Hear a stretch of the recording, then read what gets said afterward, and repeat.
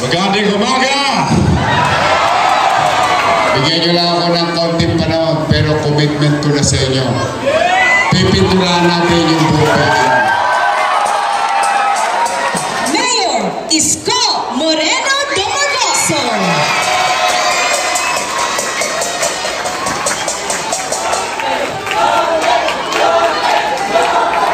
Rejoice. Magandang, please. Magandang umaga sa inyong lahat. Mga batang Maynila, excited na ba kayo? Una, siyempre, pinagpapauna ko, no? Napakalaking bagay na kakaunti lang ang superstar sa mundo. And the world is so big, but today we are honored and grateful to the team who brought Kyle in our neighborhood. Kaya, mga batang Maynila, pwede ba sabay-sabay tayong maingay na palakpakan para kay Kyle? Thank you, Kyle. You just made a lot of people happy today and inspired a lot of kids to continue and pursue their dreams and aspirations, particularly in sports. So, sa inyo naman, mga kabataan, ikapuri natin ang ating barangay dahil alam nyo, 896 barangays sa buong Maynila. Pero napaka-special lagi ng barangay nyo.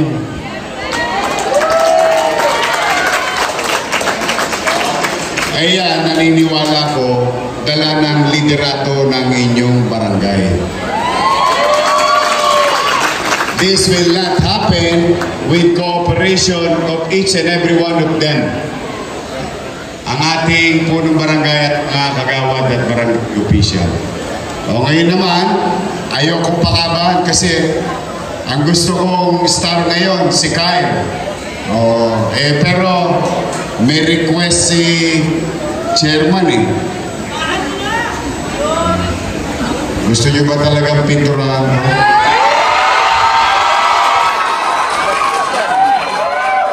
Wait.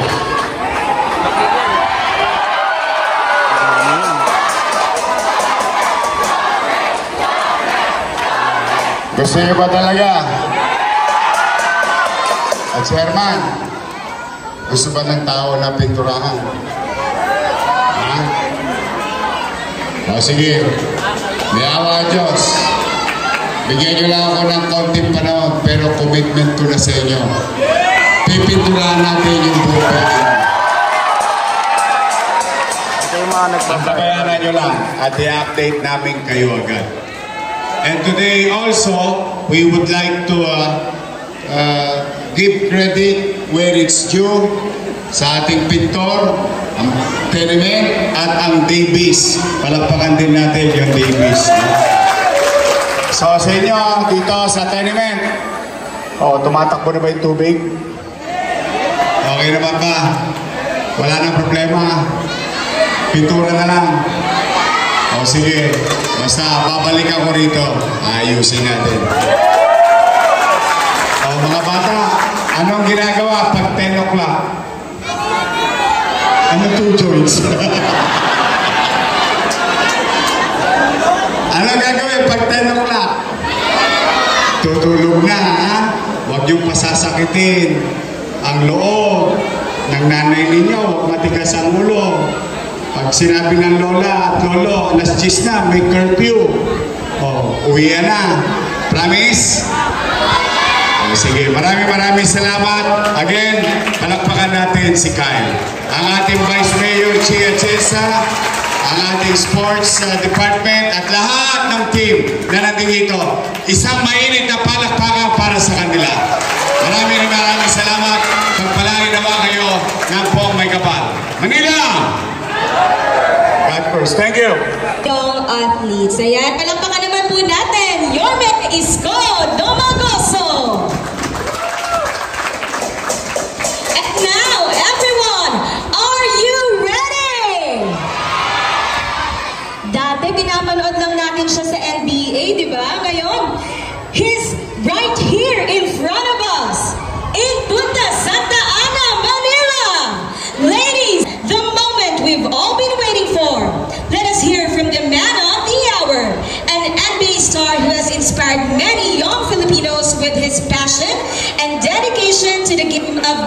basketball, a champion on and off the court.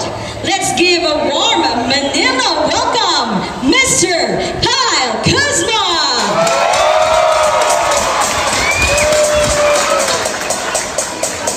Magandang umaga! Wow, this is amazing. Thank you guys all for being here. This is truly an incredible moment. As I look here and stand in awe of all your guys' support, this is my second time in the Philippines, in Manila.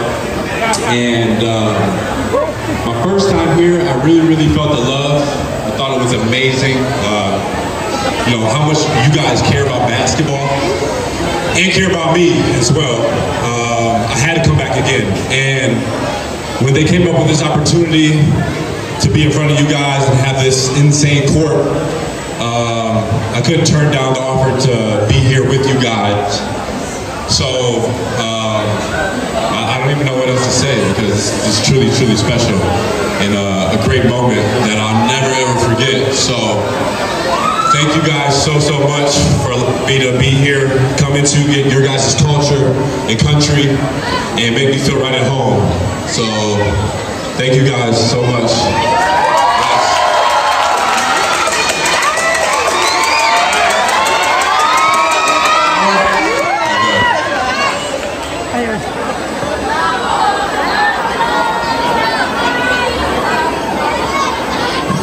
Thank you, Kyle Kuzma, for gracing us with your presence and inspiring the youth of Manila.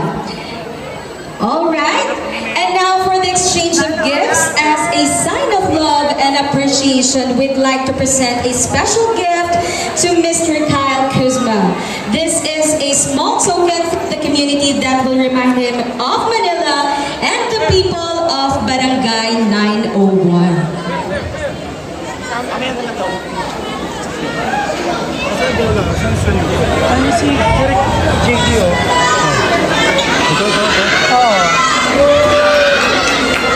Yes, and aside from that, the true gift Manileños would like to give to you is the love and cheer of Filipino fans.